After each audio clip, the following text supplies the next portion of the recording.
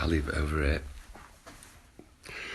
Welcome to Pete's podcast with the legend that is Jimmy Greenhoff. Good morning, Jimmy. Morning, Pete. Well, you just told me how old you are, and I don't believe it because I still see that salute, and I was a kid and you were playing. But all those years, 43 years since you joined United. It is. 43 years, and I never get bored of how the transfer to United came about. Let's face it, you was an accomplished player, you were doing well, you were idolised at Stoke City. You probably thought you were going to see your career out there, didn't you? Most definitely. Never even dreamt of leaving. I think, like you said, I was idolised there, and there's nothing better when a crowd loves you rather than hates you. And I just responded to the love that they showed me. I couldn't wait. Couldn't wait for match days. I really did enjoy playing there, and most surprised when I said I had to move on. And I said in a lot of expletives that there's no way I'm going anywhere until Tony. Did you think though, sorry Jimmy, did you think, well, why would they want to let the star player go? Was you thinking you'd had a fallout with somebody? Yeah, but the story was, I went onto the pitch to Tony Waddington. He was looking at all the stand, which was obviously the roof was off, the been gales, a few days before the been gales, and the roof was off. And there he was on the pitch looking up at it, and I'd been summoned to go and see him on the pitch. And I was captain of the team, so he usually did that anyway. He used to go into his office and he'd tell me what was happening and what team he was picking and why he was leaving such and such out. And when I got there and saw the stand down, I just said, what a mess. And he just said, it gets worse, Jimmy. And I said, in what way? And he says, well, we had an emergency board meeting last night, and they informed me that it's not insured. So I said, you're joking. We were riding pretty high there in the old First Division. And he said, yeah. He said, and it gets worse. And I said, what do you mean it gets worse? He says, we've got to sell someone to pay for it. So I said, right. He says, if it's you, Jim. I said, it isn't. And I'm going nowhere. I went on like that, and I was, like I said, using expletives, and then you can so and so off and what have you. And eventually it came round to... I'll tell you what happened, Peter. I walked away a little bit from him and said, I'm off. And he said, Jim, hold on. He said, Billy Bingham, manager of Everton at the time, is on his way down the M6 to sign you. I said, he's wasting his journey. Watch my lips, I am going nowhere. And then in a roundabout, he says, well, before you go, I've had a phone call this morning as well, he says, and it was from Sir Matt. He said, and it went like this, Jim. Hi, Tony, Matt here. Yeah, Matt. He said, I've just had Tommy Dock on the phone from the Cliff. And he said, Matt, will you do me a favour? Will you ring your mate, Tony Waddington, up? He says, because the lads here at the training ground, have heard a rumour that Stoke are going to sell Jimmy Greenhoff. He said, can you find out if it's right? I said, of course I can. He said, but listen, if it is right, will you get Jimmy over here as soon as possible? He says, and that's why I'm ringing Matt. That's why I'm ringing Tony. He said, oh, right. So Tony Waddington turned to me and he said, so what do you reckon? So I held my hand out, shook his hand and said, I'll be seeing you, boss. That is brilliant. I mean, of course, you had actually, you'd met Tommy Docherty through your late brother Brian, who, because you'd been a guest at the cup final. Did you go to the players' party after the cup final in the 76 final? No, a lovely story though there. Me and my wife went down to watch them, and we were in the hotel opposite. Oh, right, yeah. The Russell Hotel. Didn't want to go up and be on his toes, you know. And so we got back after the game and went and had a bite to it. And then we went over and we thought, oh, things will be settled down and what have you, especially getting beat. So we went and they sent everyone to the back door, big gate, big door, so, and knocked on and the, what do you call them, a bouncer or whatever, opened the door and said, "Can I help you?" And I said, "Yes, I've come to see my brother. He's played today." He said, "So I'd like to go and see him." No, nobody's allowed in here.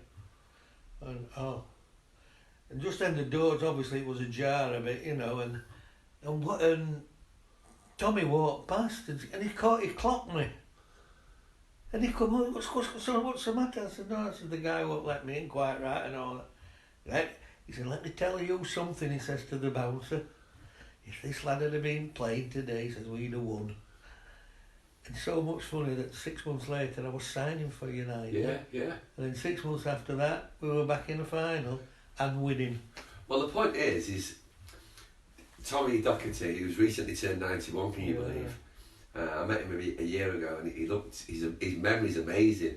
He was asked a question. Still sharp. He was asked a question, "Can you remember some of the clubs you managed?" by this presenter. Tommy reeled off every single club he played for and managed. He just knew, he's got like an encyclopedic memory still. But when Tommy said that to the thousands of fans in Albert Square, before you joke, we'll be back. It was quite a bravado thing to say, and as the players will tell you, not many teams in those days got to back-to-back cup finals, did they? No. And the way it went that year, we were firm favourites the year you just spoke about before you joined, but in '77 we were the underdogs. Do you think that helped us? Or helped you? Well, nothing had to help me. I'll be honest, I was so ready for it. I'd played in 4 semi-finals and got beat, Pete. I mean, I was just so thankful that I got to a final. Nothing kind of like that. I just wanted to get to Wembley and play, and that's all I was thinking about at the time. Not whether we were underdogs, favourites, even Stevens. I just wanted to go out there, walk up that tunnel, and I did it. And I walked up the steps and got the winners' medal. And so it was an absolutely wonderful season for me and a wonderful day. Do you think that it was my fondest memory as a child? But do you think with the modern era now, you see at junior level, I mean, where my little lad plays, we were playing a team the other week. My little lad only just turned 9, and the coach of the team, 8 to 9 year olds, he had like an iPad, like a chalkboard, telling the kids the tactics. Right, you have all these modern things in tactics now. How did it operate in that team? I mean, you had Tommy Dock, you had Tommy Kavanagh. Who else was around there? Nowadays, you've got like a dozen coaches, it seems, training the team. How did it do? Did Tommy Dock take the training? Did Tommy Kavanagh? Did you do it between them? We never had kind of a tactical thing. We always knew how to play, even before I went there. There's this Alex Stepney would get the ball, and 9.5 times out of 10 he would throw it either right back Jimmy Nicola or left back Stuart Houston, Arthur Ulverston. And then from there it proceeded to find me or Stuart Pearson up front.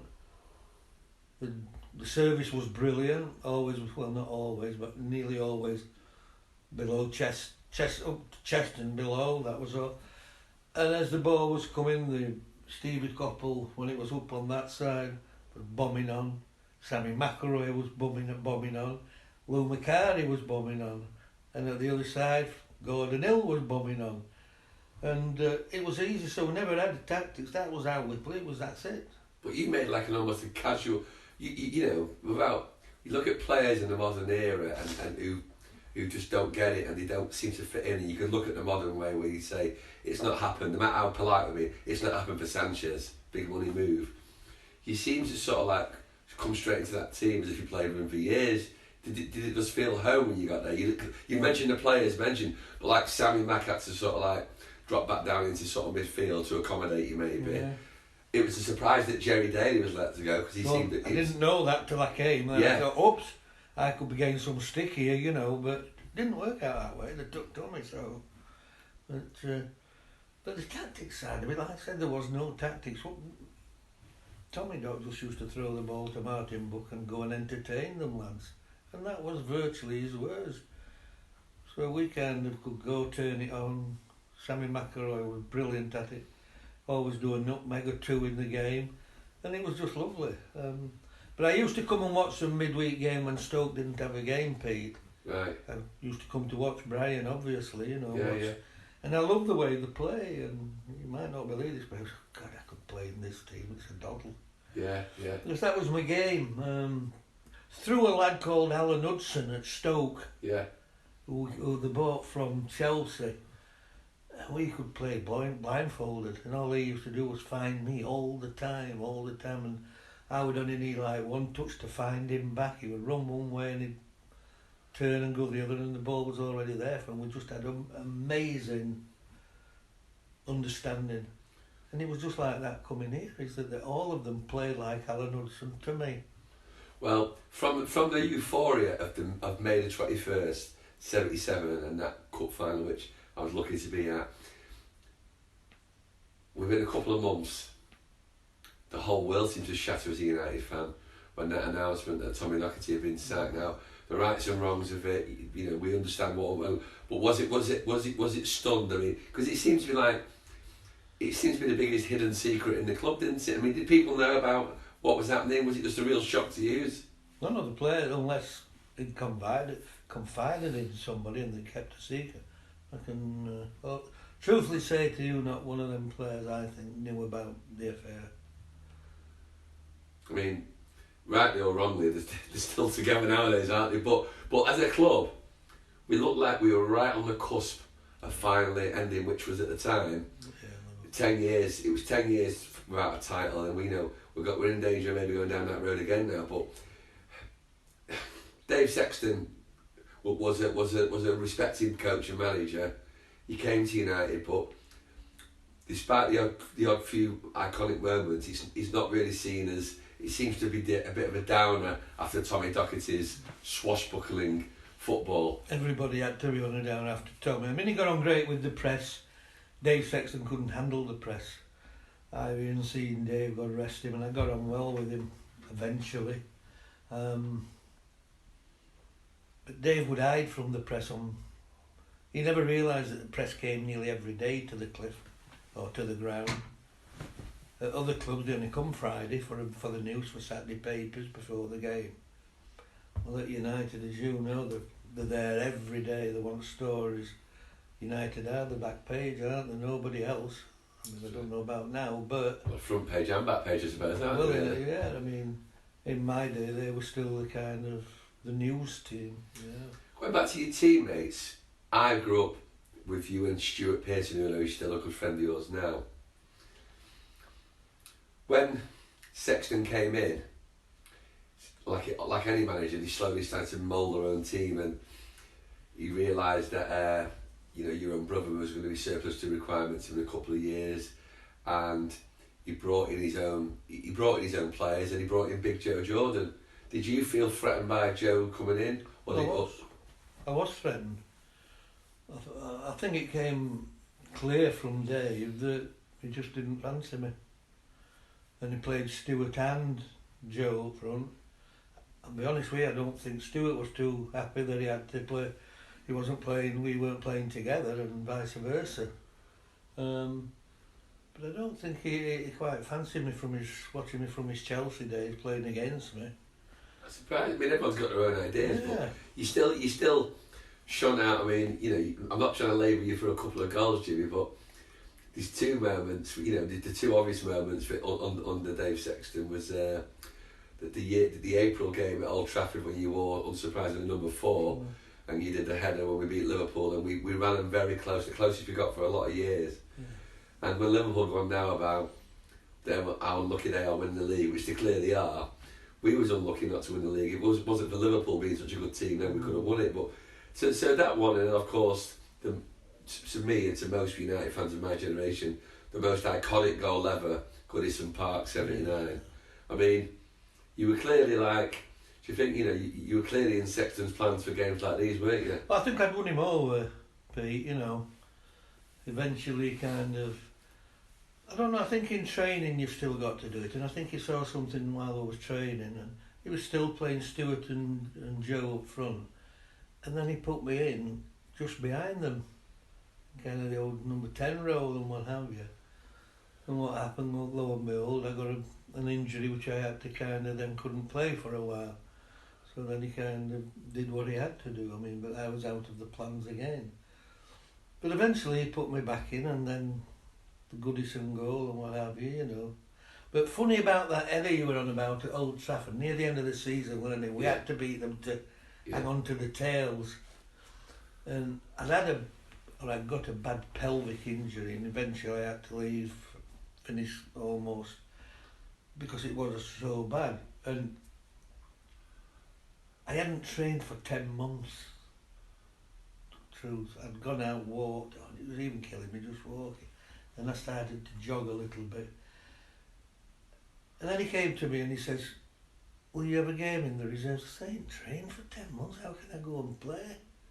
So I've got a beer belly on me and all that, you know. He says, well, I'd like you to play. I said, well, I'll go, but, you know, we've come back with a pull muscle, blah, blah, blah. And I played, and I remember it was Stoke Reserves it was as well, and Gary Worrell, I don't know if you ever remember Gary Worrell. Yeah, winger, was knocked a ball, from the left side. He did a real long 40, 50 yard cross, and I set myself up and I volleyed it, and I volleyed it from about 25, 30 yards out, top corner, thank you very much. I remember the keeper, Roger Jones at Stoke as well. And then went in on the Monday and for training, and Gaffer wants to see you, so I went to see you, Dave. I went, yeah. Stiff, boss, stiff. He says, Jack Crompton's just told me what a game you had. I said, I don't think what a game I had. So I don't see that. He said, well, he says you were brill. So I suppose I did all right, 10 months out and what have you, but I wouldn't say I was brill. He said, anyway, I'm going to tell you well in advance here, you're playing against Liverpool on Saturday. I said, I don't think so. I said, I'll make a fool of myself against them. No, you won't. Every time you play against them, he says, you get one against them. You're playing them, we need to keep in touch with them. And he played me. Never sweated so much because I was so unfit. And then got the Joe Jordan head and diverted it. That's amazing, but it just shows you maybe like sometimes, because I mean you could look back to like under Fergie and Ji-Sung Park used to always seem to do it against Arsenal. You know, like you said that, I mean, maybe because for Dave, for all these plans, because Dave was a forward-thinking coach, wasn't he? Yeah. Well, perhaps when it all came down to it, Dave used to think, well, Jimmy can still do it, and Jimmy can still do it against Liverpool, and why not go for it, you know? But did you? But what's? Am I right in saying? I mean, I know Dave Sexton was a nice guy, you won him over, but did there seem to be a bit of a come down after the euphoria of Tommy Dock and the 70s? Did you think you were on the edge of something? It was always hard work, even in the dressing room, you know. Everybody was buzzing when the Doc was there, and if there were, as soon as he popped his head round the door, that's it. He was lively, wasn't he, you know? And yeah. Still is, like you said, at 91. Yeah. I just loved him to death, so when he went, and I thought Dave Sexton at the time was a good choice, but when he went, you know, a little bit of me went with him as well. I just love coming into training every day with the Doc there, because he was bubbly, and you don't want to be coming in and somebody kind of boring you with team talks and this is what we're going to do, blah, blah, blah. And the Doc wasn't, throw the ball, enjoy it. Do you know our training, Pete? And it was a lot of what they call five-a-side, but it was eight-a-side because we had a squad of 16 in those days, yeah. Not 36 like it is now. And so it was always eight-a-side, or if he played against the so-called reserves, obviously back to year 11-a-side, he wouldn't allow us to have just as many touches as you would. Our football, our training was either one touch or two touch. No more, and if he had more than two, foul. Free kick to the other side. Really? So we were so sharp. And you could ask any of the lads, you know, I mean, they were all good at one touch, two touch. Yeah, yeah. Sammy, Matt, Steve, they were all. Steve liked to run with the ball, but when we were doing the one touch, two touch, he loved it. Didn't have to run with the ball all the time. Without feeling of alienating all your old mates, but who was the player you thought stood out most in those teams you played with, that team at United? Panch, yeah. I got somebody up there who I just loved playing with. We're on the same wavelength. I could play one touch to him all the time, 1-2s. I just loved it with him. It wasn't a case of that later on, is that I had to keep going for flick-ons and that was all I was doing, kind of thing. Right. Because of the big guy up front with me. Yeah. And that's the only way he knew how to play, because he'd done it at Leeds United for years, you know. Yeah. But Pants was different. Pants could head the ball on. One touch, two touch, and I just loved it to death. I think when you look at someone else in that team, the amount of games he played consecutively, Stevie Coppell. Yeah, brilliant. The level of nowadays when players are rested and they've got squads, like you said, massive squads, but Coppell, he's a consistent player and it wasn't for that injury, but the number of games he played on the run without missing a competitive game was amazing. Fit lad. He was probably fittest lad there. And when you're fit, you don't get injuries, or not as many. Yeah. I love playing with Stevie as well. Very close to Punch. Yeah. Very close to being number one. And what about the goalkeeping situation? You played with a couple of goalkeepers there. I mean, Stepney was, to my late father, was probably, he thought he was one of the best goalkeepers we had, Stepney, until the modern era, maybe, and then, but maybe there was a signs who, like anyone, he was coming to the end of his career, and Gary Bailey emerged and saved United a bit of money, really, didn't he? Two different ones, because kind of Alex never did the flash saves or anything like that. He made everything look easy. Brilliant back four, sweeper. He was just like an outfield player at times. You read the situation before it materialised. And great at starting attacks. Very quick, before he caught the ball, he knew what he was going to do. He was either going to, like I said, right back, left back. But a lot of the time as well, he would even half volley the ball up to myself and Stewart on the halfway line. And he put it on a sixpence, as they say, Great goal, plenty of talking. The back four must have been a joy to play with him. Gary was just totally different. He was kind of made the save look difficult and wanted the cameraman on him, but still a good keeper, but totally different to Alex. And in the level of, in the level of goalkeepers, because I like to look at them now, despite this season he's made a few errors, but how would you separate Schmeichel, Van der Sar and De Gea? I think I'd have had to be on the park. Because just sometimes David don't seem to talk enough or talk properly, leave it, my ball, get it away. Schmeichel, you had to do if you've got a volley. Yeah. I think Edwin was very, very good. Just got on with the job, did everything dead right.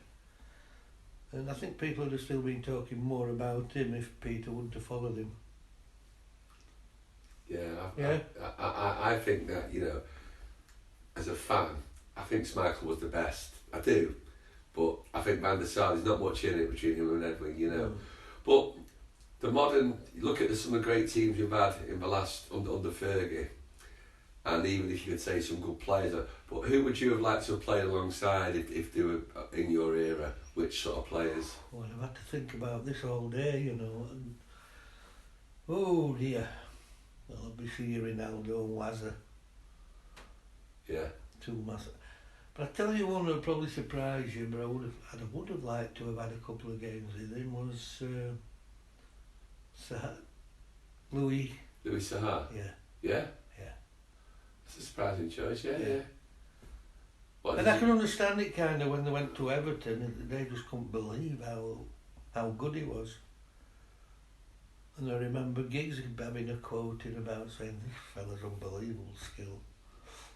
Yeah, so everything was always under control. He was just unlucky with injuries, wasn't he, really, as well? I don't know about that. But I remember him playing with the lad Rossi up front in a League Cup or whatever. It was so, they were brilliant together. Yeah. And I bet that Rossi lad could remember that game forever and ever and ever. Yeah. And how do you, you still do bits of work obviously at United nowadays. How do you sum up the current team, the issues on the pitch? How do you sum up the team now? I mean, looks like we're lacking a bit. We need a bit of an overhaul maybe. And Ollie's got a big job on his hands really, hasn't Yeah. I think we are lacking a massive Roy Keane. Massively. We needed something like that. I mean, when you saw company for City in that crucial game, that just struck home what you just said about Roy Keane or something. Well, Roy Keane, remember the Juventus away? Yeah. When we needed somebody, you know what I mean? Yeah, we're lacking. I mean, personally think picking up scraps out of what we've got there is that I think this Lindelof's come on a long way. Oh, brilliant. But he's not going to be a captain yet. We need somebody who can grab him by the scruff of the neck, don't we? Yeah. Who would you've got any ideas who you'd like to see us bring in? I get asked this question all the time, Jim. So there's a lot of things, you know. I mean, it's like Wazza, and I know he wasn't what he used to be, but I'd have never got rid of Wazza. I'd have never got rid of him for the dressing room even as well. I remember the older guy when they got rid of Patrice Evra. Yeah. I think Gary Neville come out and said, "That's stupid. Why they get rid of him? He's so good in that dressing room." And you need someone in the dressing room as well as on the park.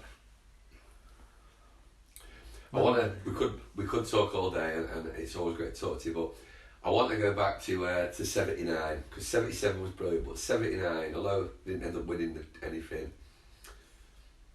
After the first game at Main Road, of course, I remember it well. Dalglish walked past half our team to make it 1-0. Jordan equalised. Your brother, surprisingly, your brother Brian, wearing number 10, I should get out more remembering things like this. He scored a goal, and then with 6 minutes to go, you'll never win anything with your kids. Hanson equalised. Liverpool were firm favourites for that one. They were a good team. Did you think any of it? Did you think we'd missed our chance when you went off the pitch that day? I was frightened with about 5 or 6 minutes to go anyway when they scored. We were all dead. His legs had gone, you could tell. So I was so happy for the final whistle. And I can understand that they were all chirpy going up the tunnel. Your Emily Newses, and God rest him and all that. They were all chirping in so we could hear. Don't turn up, you know what good he said, don't bother turning up. And I suppose that's how it looked as well. But I remember there was him, I think there was Phil Neal and somebody else at the bottom of the tunnel and we were up at the top. And don't bother turning up, and Arthur Olberston remembered that, you know, and reminded us about it in the dressing room before at Goodison. Remember what they said in the tunnel, Jim? Well, he was telling everybody, what was that? Don't bother turning up today, wasted time. Come on, you know what I mean? We came out, I mean, the game was amazing. We came out firing, we were right at them, and the day it was end to end, wasn't it, really? Yeah. But the kick out from Gary Bailey to Mickey, your mate, inch perfect cross, and your goal and your celebration. I mean, when you watch that back now, can you still imagine it like it was yesterday? Yeah. The only thing I wish I could is like Giggs. He wished he never took his shirt off. Right. I wish I could delete mine as well. Celebration. Oh, well, your celebration. I think Giggsy will regret the shirt thing. Yeah. We love your celebration. Do you really? Oh, yeah. Yeah. But then going on to the final, obviously, it's. You know, to fans, it wasn't a classic final. It was maybe good if it was unusual, but even then, it was only really the last 5 minutes, wasn't it? Yeah. I mean, it upsets me still thinking about this, but I mean, people. I spoke to Arthur, I spoke to Alex about it, and so Alex wasn't in the game. I mean, Gary Bailey about it, but people think we were like you just said. You thought we were dead and buried in that semi-final. If Liverpool had got another goal, then Arsenal looked buried, didn't they, at 2-2? Do you think we were thinking too much about it's ours now? I often blame myself in a way, you know, because I'm a senior guy on the pitch for United. And maybe I should have said to Dave, because I hadn't played a lot with this pelvic injury as well, and I think maybe I should have said get Brian on and take probably me off or whoever, fresh legs. But United's way, we're going for the winner, regroup, and maybe, I mean, Dave Sexton should have really seen it as well, made no mistake about it, but I took it on board, never told anybody that, Pete, so, but maybe I should have done as an old one, you know, just get me off and let's regroup and let's show the midfielder with Brian and whatever, but maybe I'm a bit harsh on myself there, but... I think so, but it's honest of you. I mean, Sammy even says, you probably heard Sammy talk about, I think it was Bob Bishop said to him, you know, the one who discovered him, he had to go at Sammy for celebrating so much after the second goal, saying you should have been running back. Point taken. But you know, it was one of the most iconic goals of the final at the time, wasn't it? You know what I mean? But it breaks me out watching that. But overall, Jimmy, an absolute pleasure to watch you. Pleasure to see you today. And for anyone listening, Jimmy was my ultimate original idol. Him and Eric are inseparable to me. So thank you, Jimmy. Well, thanks for putting me in the same breath as him, mate, Eric.